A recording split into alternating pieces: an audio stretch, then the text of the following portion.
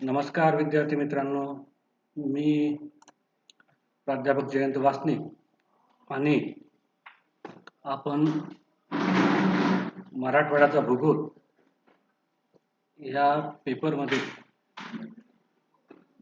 नदी प्रणाली या घटकासंबंधित अभ्यासाला सुरुवात केलेली आहे आणि या आधीच्या झालेल्या लेक्चरमध्ये आपण आपला जो अभ्यास क्षेत्र आहे मराठवाडा, या मराठवाड्यातील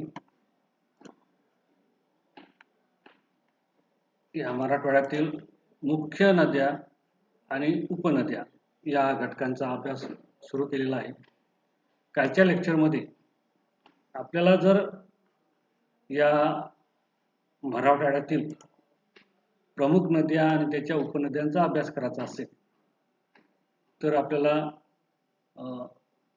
या ठिकाणी केवळ मुख्य नदी ही गोदावरी जरी असली त्याच्या ज्या उपनद्या आहे या उपनद्यांचा अभ्यास करण्यासाठी आपण प्रत्येक जिल्ह्यामध्ये कोणकोणत्या उपनद्या आहेत त्या जिल्ह्यावाईज उपनद्यांचा आपल्याला अभ्यास करावा लागतो. आणि या आधीच्या लेक्चरमध्ये आपण बघितलं होतं की आपल्या हा मराठवाड्यातील औरंगाबाद असेल, जालना असेल, परभणी असेल, तर या तीनही जिल्ह्यामधील उपनद्या कोणत्या आहेत, कारण का आपला जो अभ्यासाचा पॉईंट आहे तो मुख्य नद्या आणि उपनद्या. तर आज आपण उपनद्यांचा अभ्यास करताना आपण प्रत्येक जिल्ह्यामध्ये कोणकोणत्या उपनद्या आहेत याचा आपण अभ्यासाला सुरुवात केलेली आहे. आणि कालच्या लेक्चरमध्ये आपण या ठिकाणी औरंगाबाद, छत्रपती संभाजीनगर, जालना जिल्हा, त्यानंतर परभणी या तीनही जिल्ह्यामधील ज्या उपनद्या आहेत, मुख्य आणि त्याच्या उपनद्या यांची माहिती आपण हा आपल्या जो प्रत्येक जिल्ह्याचा जो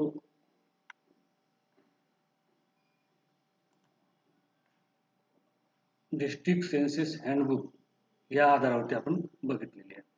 आज आपण या ठिकाणी मराठवाड्यातील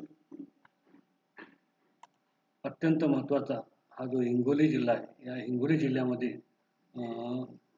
मुख्य नदी कोणती, त्याच्या उपनद्या कोणत्या ह्या संबंधीची माहिती आपण बघणार आहोत. या ठिकाणी आपल्याला एक महत्त्वाची ही नदी दिसत आहे. या नदीचा सुद्धा आपलं कोणती नदी आहे ह्या हिंगोली जिल्ह्यामध्ये आपण अभ्यासणार आहोत. त्यानंतर या ठिकाणी ही एक महत्त्वाची नदी दिसत आहे. ही नदी सुद्धा या ठिकाणी हिंगोली जिल्ह्यामधून वाहताना दिसते. त्याचप्रमाणे या हिंगोली जिल्हा आणि परभणी जिल्हा या दोन्ही जिल्ह्यांच्या जी सीमारेषा आहे या सीमारेषेवरून सुद्धा ही एक नदी आपल्याला वाहताना दिसून येते. अशा प्रकारे ही कोणत्या नद्या आहेत त्याचे नाव काय, तर याची माहिती आपण जर आपल्याला अभ्यासाचं असेल तर आपल्याला गुगलवरती जाऊन या ठिकाणी सेन्सस हँडबुक ऑफ हिंगोली या ठिकाणी टाईप करायचा आहे आणि तो सेन्सस हँडबुकच्या आधारावरती या सेन्सस हँडबुकमध्ये 2011चा सेन्सस हँडबुक आहे. या आधारावरती यामध्ये एक ही गव्हर्नमेंट वेबसाईट असल्याच्याने यावरती जो मिळणारा डेटा आहे हा खरोखरच अत्यंत महत्त्वपूर्ण आहे. त्यामध्ये त्या आधारावरती आपण या जिल्ह्यामध्ये कोणत्या प्रकारच्या कोणकोणत्या नद्या आहेत, प्रमुख नदी कोणती, उपनद्या कोणत्या याची अभ्यास आपण करू शकतो. तर या ठिकाणी बघा आपल्याला हा हिंगोली जिल्ह्याचा नकाशा आहे. या ठिकाणी ही यवतमाळ जिल्ह्याची बॉर्डर आहे आणि ही डिस्ट्रिक्ट वाशिम जिल्ह्याची बॉर्डर आहे. आणि या दोन्ही बॉर्डरच्या सीमारेषेच्या मध्ये आपण बघतो की हिंगोली आणि वाशिम जिल्ह्याच्या जी सीमारेषा आहे तर या सीमारेषेवरून पैनगंगा ही नदी वाहताना दिसून येते. ही आपल्याला बघू शकता. ही पैनगंगा नदी जी आहे ही या ठिकाणी या वाशिम आणि हिंगोली जिल्ह्यामध्ये ही सुरुवात झालेली आपल्याला दिसून येते. त्यानंतर ही या ठिकाणी यवतमाळ जिल्हा आणि हिंगोली जिल्ह्याच्या सीमारेषेवरती वाहत या कडमनुरी या तहसीलपर्यंत ही वाहताना दिसते. आणि त्याच्यानंतर ही नांदेड या जिल्ह्यामध्ये प्रवेश करते. बघूया या ठिकाणी ही नदी कोणती आहे. तर मित्रांनो, ही बघा, ही नदी जी आहे ही पैनगंगा नदी आहे. ही या ठिकाणी वाहताना दिसते आणि वाहल्यानंतर ही या ठिकाणी नंतर आपल्याला ही गोदावरीला जाऊन मिळताना दिसून येते. तर आपण बघू शकता ही पैनगंगा डिस्ट्रिक्ट यवतमाळ, डिस्ट्रिक्ट नांदेड या जिल्ह्यामध्ये ही त्यानंतर वाहताना दिसते. ही या ठिकाणची हिंगोली जिल्ह्यातली प्रमुख नदी आहे. हिची उपनदी जर बघाल तर ही आहे या ठिकाणी दिसून येते कयाधू नदी म्हणून या ठिकाणी आपण बघू शकता.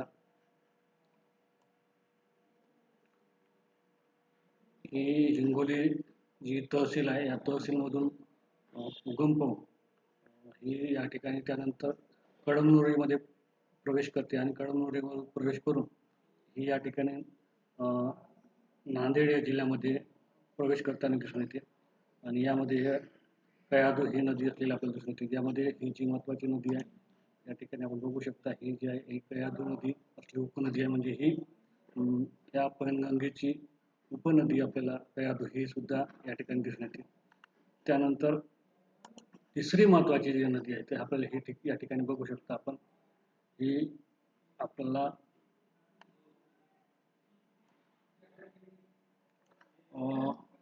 जालना जिल्ह्यातून ही पूर्णा नदी जी आहे ही पूर्णा नदी या ठिकाणी वाहताना दिसते. डिस्ट्रिक्ट परभणी, या परभणी जिल्ह्याच्या आणि हिंगोली जिल्ह्याची सीमा रेषेवरून वाहणारी जी नदी आहे ही पूर्णा नदी आहे. ही या ठिकाणी आपण बघू शकता, आपल्याला ही दिसून येते पूर्णा नदी ही या ठिकाणी प्रवेश करते. त्यानंतर औंढा नाथ या तहसीलमध्ये प्रवेश करते. त्यानंतर परत ती या ठिकाणी आपण बघू शकता